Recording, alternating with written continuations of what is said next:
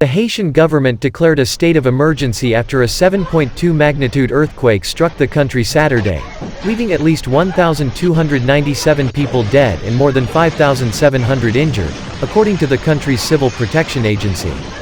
Of the 1,297 fatalities, 1,054 are in the South Administrative Region, 119 are in Grand Anse, 122 are in Nipis and 2 are in the Northwest Region, the Civil Protection Service reported on Sunday. The quake destroyed 13,694 homes and damaged another 13,785, officials from the agency said. The destruction has also pushed hospitals to the brink and blocked roads that would carry vital supplies. When it comes to medical needs, this is our biggest urgency.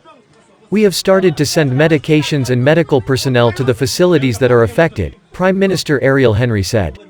For the people who need urgent special care, we have evacuated a certain number of them, and we will evacuate some more today and tomorrow.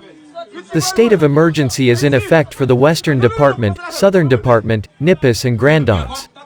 The earthquake struck at 8:30 a.m. about 10 kilometers, 6.2 miles, deep, with its epicenter about 12 kilometers, 7.5 miles, northeast of St. Louis du Sud in the southwest part of the country. The location was about 96 kilometers, 60 miles, west of the disastrous 7.0 magnitude earthquake in 2010 that killed an estimated 220,000 to 300,000 people. Saturday's quake was far less damaging than the one in 2010. A United Nations reconnaissance mission to the affected areas found less significant damages than initially expected, the UN Office for the Coordination of Humanitarian Affairs said Sunday. The most urgent humanitarian needs are expected to be linked to the provision of medical assistance and water, sanitation and hygiene, the organization said.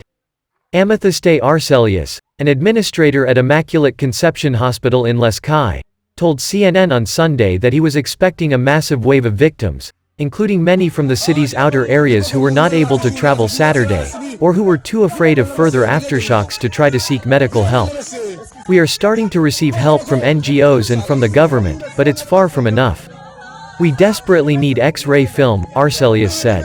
The hospital currently has 500 earthquake victims, many with broken feet and limbs, as well as head injuries. The earthquake is just the latest challenge for the struggling country, which is still dealing with fallout from the 2010 quake. The assassination of President Jovenel Moïse last month, which has not yet been solved or properly explained, has added further instability to a country in crisis. We're concerned that this earthquake is just one more crisis on top of what the country is already facing, including the worsening political stalemate after the president's assassination, COVID and food insecurity, Jean Wickens-Marron, a spokesman with World Vision Haiti, said in a statement. In addition, Haiti is likely to experience high winds and heavy rain from Tropical Storm Grace on Monday into Tuesday, CNN meteorologist Haley Brink said. That rain could lead to flooding and mudslides, furthering complicating the recovery efforts.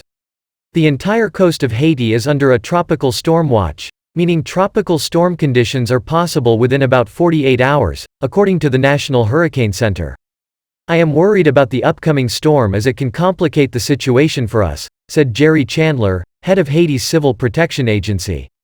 Videos posted on social media offer a glimpse of the widespread destruction after the earthquake. One from Les Cayes shows a street strewn with rubble and what is left of a number of buildings. Dust fills the air. A man in the video said that he was lucky that the building he was in did not collapse, but many other houses in the area did. There are a lot of wounded on the street, he said. Evelyn Dominique Cherie, a UNICEF worker from Les Cayes, told CNN Sunday the earthquake was so strong, the house shook without stopping. I had to rush my children out of their room into the street. Happily, it didn't fall. In the moments afterward, the street was crowded with people who had fled their homes, injuries everywhere, so many collapsed houses, Cherie said. One hospital in the southern city of Jérémie said it is overwhelmed with patients and has set up tents in its courtyard. There are a lot of people coming in, a lot of people, an administrator at Hôpital Saint-Antoine told CNN. We don't have enough supplies. Marron, the World Vision Haiti spokesman, said he was in Port-au-Prince, about 160 kilometers, 100 miles, from St. Louis du Sud, during the earthquake. He said the shaking there lasted more than 5 to 10 seconds, and both sides of his house were shaking. A 5.2 magnitude aftershock hit later Saturday morning about 20 kilometers, 12.4 miles, west-northwest of Cavaillon, Haiti, according to the USGS. That was followed by several more, including a 5.1 magnitude aftershock at about noon. A tsunami threat that had been issued for the region has passed, according to the U.S. tsunami warning system. Since June, armed gang violence has cut off some areas affected by the quake, making the aftermath a logistical challenge, Jacqueline Charles, Caribbean correspondent for the Miami Herald, told CNN. This is a country that doesn't have access to helicopters, other than what the United Nations has. So logistically this is a huge challenge, Charles told CNN's Frederica Whitfield.